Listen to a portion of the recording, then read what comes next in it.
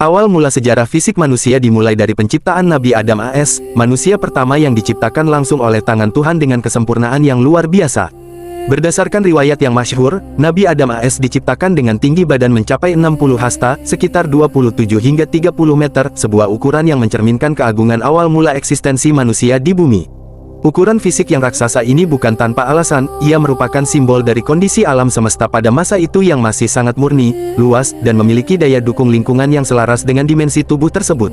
Adam AS adalah prototipe kesempurnaan manusia, di mana setiap jengkal tubuhnya dirancang untuk menghuni surga sebelum akhirnya diturunkan ke bumi untuk memulai peradaban.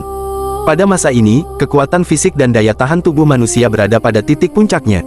Tidak ada kelemahan atau keterbatasan fisik seperti yang dialami manusia modern saat ini.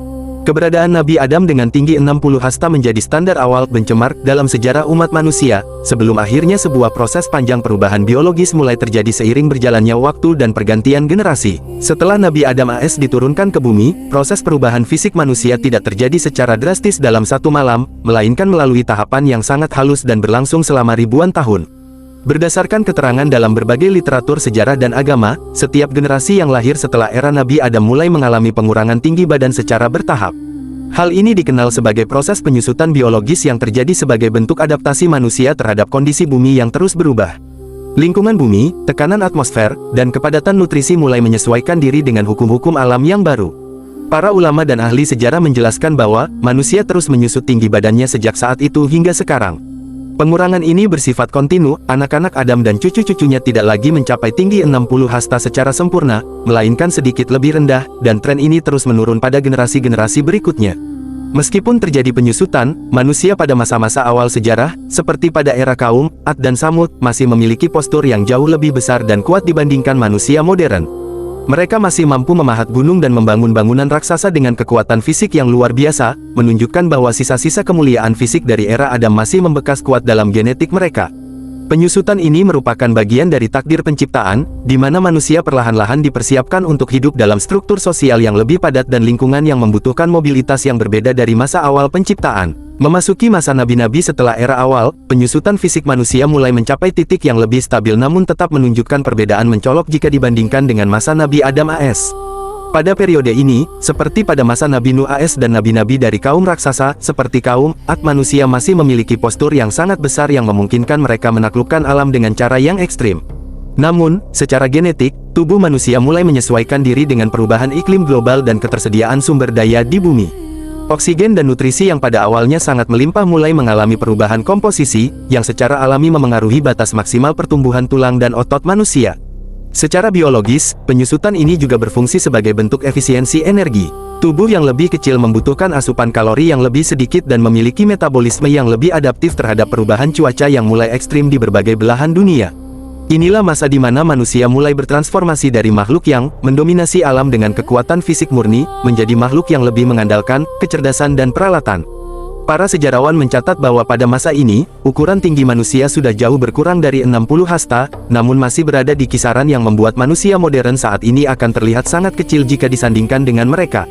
Proses ini terus berjalan dengan sangat lambat, memastikan bahwa setiap transisi generasi tidak dirasakan secara langsung sebagai sebuah kehilangan, melainkan sebagai sebuah kewajaran evolusi fisik.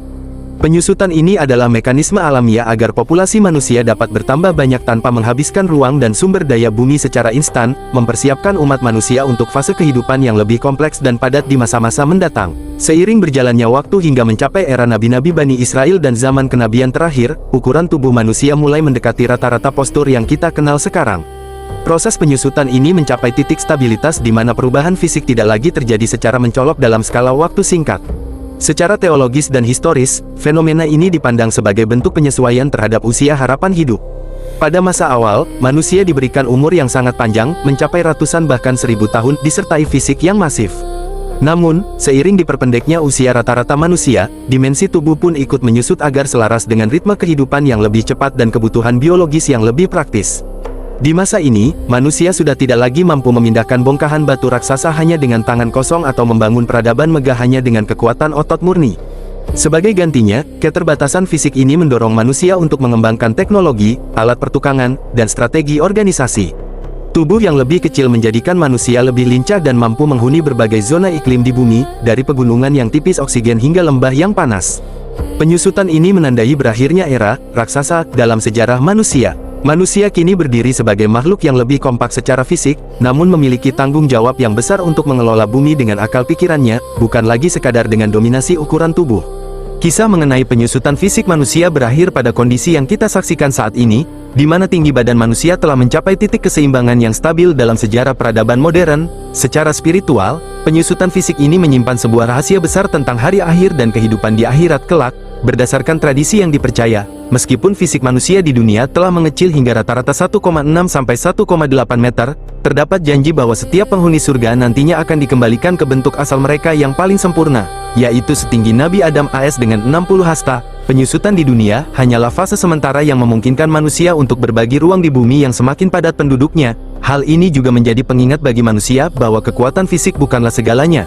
Meskipun tubuh manusia saat ini kecil dan rentan, mereka diberikan kelebihan berupa akal budi yang mampu menembus batas-batas alam semesta yang tidak bisa dilakukan oleh kekuatan otot semata. Sejarah ini menutup sebuah lingkaran panjang perjalanan biologis, dari raksasa yang perkasa di awal penciptaan, menjadi makhluk yang mungil namun cerdas di dunia, dan akhirnya kembali menjadi makhluk yang agung di kehidupan yang kekal. Perubahan ini mengajarkan tentang kerendahan hati bahwa sehebat apapun manusia saat ini, mereka pernah memiliki nenek moyang yang jauh lebih besar dalam segala hal. Kisah tentang tubuh manusia ini menjadi refleksi bahwa meskipun fisik kita menyusut, kualitas iman dan kontribusi kebaikan di atas bumi tetap tidak terbatas oleh ukuran tinggi badan.